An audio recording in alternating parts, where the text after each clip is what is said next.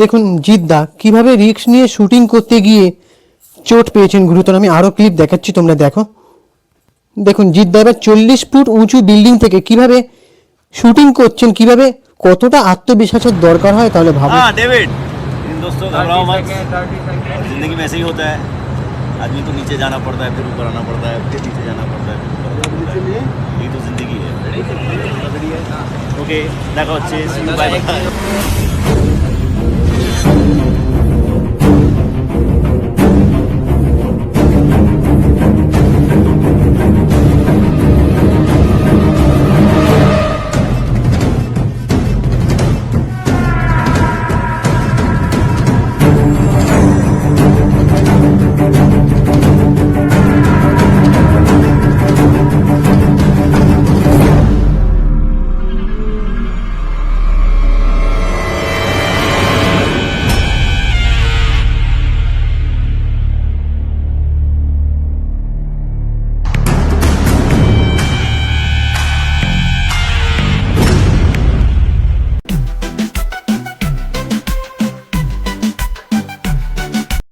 এই ছবিটার দিকে তোমরা তাকিয়ে দেখো, জিদ্দা হাতে চোট পেয়েছে।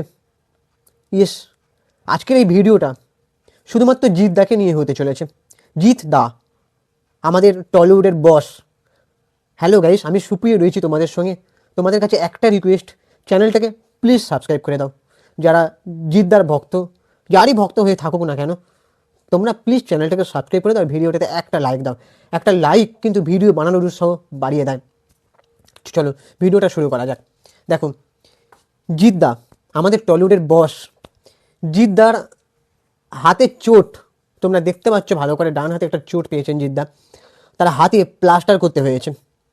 আর শুধু হাতেই নয়, তিনি কাঁধেও চোট পেয়েছেন। তো জিদ্দা কিভাবে চোটটা পেলেন? কেউ বলে বিপ্লবী এবং কেউ বলে ডাকাত, মানে কেউ বলে বিপ্লবী, কেউ বলে ডাকাত। এই ছবিটার জন্য শুটিং করতে গিয়ে জিদ্দা এই চোটটা পেয়েছেন। তাকে হসপিটালে ভর্তি করতে হয়েছে, প্লাস্টার করতে হয়েছে। ডক্টররা তাকে বলেছেন রেস্ট নিতে বাড়িতে।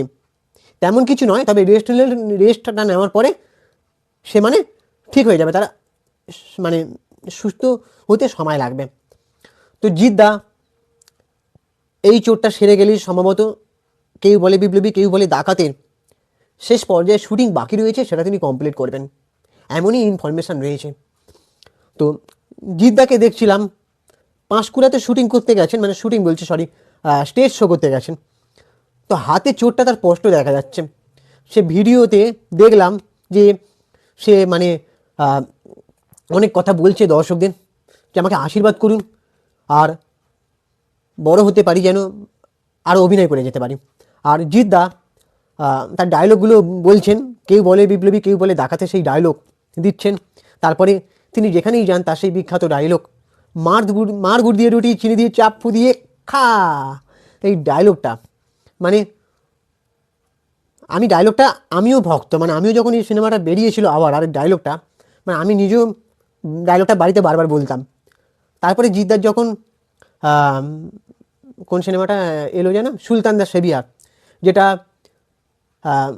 সাউথ ইন্ডাস্ট্রির একটা বেদালামের কপি। যাই হোক, জিদ্দার মুখে যে ডায়লগগুলো, সেই ডায়লগগুলো আমার মুখস্থ। টাকাই জ্ঞান, টাকাই ধ্যান, টাকাই চিন্তামণি, টাকা ছাড়া আমি যেন মনি হারা ফণি, টাকাই গান্ধীর ছাপ, টাকাই দুনিয়ার বাপ, ওই ফাটবে ফুটবে বাড়িওয়ালা বুঝবে। এই যে ডায়লগগুলো আমি মানে বলতাম, আর আমার বাড়ির বাচ্চাগুলো হাসতো, তারাও আমার মুখে এই ডায়লগগুলো শুনে শুনে মুখস্থ করে ফেলেছিল। তারাও দেখি যখন তখন এই ডায়লগগুলো বলছে। তো জিদ্দার এই সিনেমার ডায়লগগুলো, কিছু কিছু ডায়লগ আমার মুখস্থ। তো জিদ্দাকে ভালো লাগে। তো জিদ্দার তো মানে স্পেশালি ইন্টারভিউ নিতে চাই আমি, তার বার্থডে দিনকেই বলেছিলাম, আমি আর আমার ওয়াইফ ভিডিও করি, আমরা দুজনে মিলে বলেছিলাম, তোমরা চ্যানেলে গিয়ে দেখে আসতে পারো। আর মানে জিদ্দার এই ছবিটার জন্য আলাদা করে তো শুভেচ্ছা জানাতেই হয়। তবে ভিডিওটা করতে আসা মেন জিদ্দাকে নিয়ে বলার বক্তব্য হচ্ছে এটাই, যে তার ডেডিকেশান। আর সে শুধু একবারই চোট পায়নি, সে বারবার চোট পেয়েছে।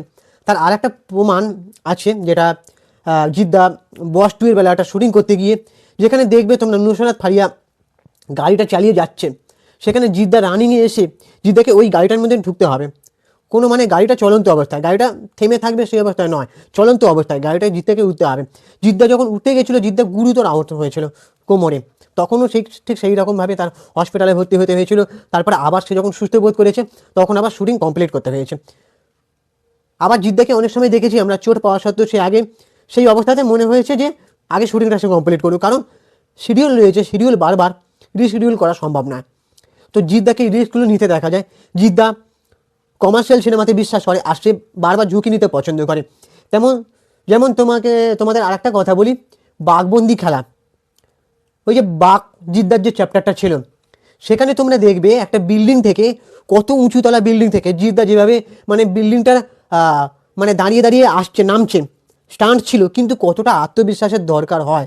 জিদ্দা বলেছিল সেই শুটিংটা সে নিজেই করবে।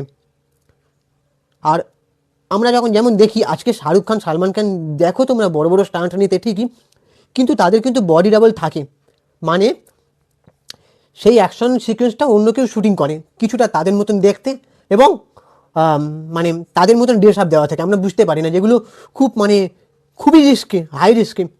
ঠিক আছে, সেটা দূর থেকে বোঝা যায় না, সেই দৃশ্যগুলো একটু দূর থেকে দেখানো হয়। সেটা যারা মানে সিনেমা নিয়ে আর কি ক্রিটিক্স করে তারা ভালো জানবে। আর জিদ্দা সেখানে কিন্তু বডি ডাবলটা খুব একটা নেয় না, মানে অন্য কেউ তার জায়গায় স্টান্ট দেবে সেটা জিদ্দা পছন্দ করে না। জিদ্দা মনে করেন যে নিজে স্টান্টটা দেবেন। ঠিক আছে, ঝুঁকি নিতে বরাবরই জিদ্দা বিশ্বাস করেন, এবং জিদ্দা বারবার তার ইন্টারভিউতে বলেছেন যে সে কমার্শিয়াল সিনেমাই করে যাবে এবং সে ঝুঁকি নিতে পছন্দ করে। ঠিক আছে, আর সে আজকে তার কমার্শিয়াল সিনেমা মানে খুব একটা ব্যবসা না দিলেও সে সেটাকে নিয়ে হ্যাপি আছে। সে বারবার বলেছে আমরা ভালো তো আছি। এই যে জিদ্দার কথাগুলো, আর সে ফ্যামিলিকে বড্ড ভালোবাসে। আজকালকার দেখবেন ভাই বোনের মধ্যে মিল নেই, ভাই মিল নেই, কিন্তু সে তার বাড়ির দাদাদের যেমন রেসপেক্ট করে ভাইদেরও রেসপেক্ট করে, মানে পুরো ফ্যামিলি মিলেমিশে আছে। ফ্যামিলিতে প্রত্যেকটা ভাইদের তাদের অবদান সমান, সেটা জিদ্দা বলেছে। কখনো সে একা নিজের ক্রেডিটও নিয়ে নেয়নি যে না আমি একাই যে পরিবারকে সামলাচ্ছি, তা নয়, প্রত্যেকের সমান গুরুত্ব আছে। জিদ্দার তো একটা ভাই গোপাল মান্দানি, সেও জিদ্দার সঙ্গে থাকে জিদ্দার ম্যানেজার হিসেবে। আর একটা ভাই কী করে আমি জানি না, সে জিদ্দার থেকে বড়, জিদ্দার মেজো। তো জিদ্দার সঙ্গে আমার জিদ্দাকে এখনও বলতে গেলে সামনাসামনি আমি সেভাবে দেখিনি, এত ইভেন্ট কভারেজ করি আমরা দুজন, আমি আর আমার ভাই। তো জিদ্দার সঙ্গে এখনও সুযোগটা হয়নি। ঠিক আছে, জিদ্দার ইন্টারভিউটা নিতে চাই আমরা, এই ভিডিওর মাধ্যমে একটা রিকোয়েস্ট। কেউ বলে বিপ্লবী, কেউ বলে ডাকাত, হয়তো এটার প্রমোশনে বেলা যেতে পারবো। তো কেন জিদ্দাকে ভালোবাসি, আর যাই হয়ে থাক না কেন, জিদ্দার আমিও ভক্ত। তো যারা জিদ্দার ভক্ত তারা অবশ্যই কমেন্ট করে জানাও, আর চ্যানেলটাকে সাবস্ক্রাইব করাও। আর আমি ইনস্টাগ্রামে রয়েছি চিঙ্কি বাবু 2531, তোমরা ওখানে গিয়ে ফলো করে দাও। টাটা, দেখা হচ্ছে পরের ভিডিওতে। ততক্ষণে নিজের শরীরে খেয়াল রাখো, সুস্থ থাকো, ভালো থাকো।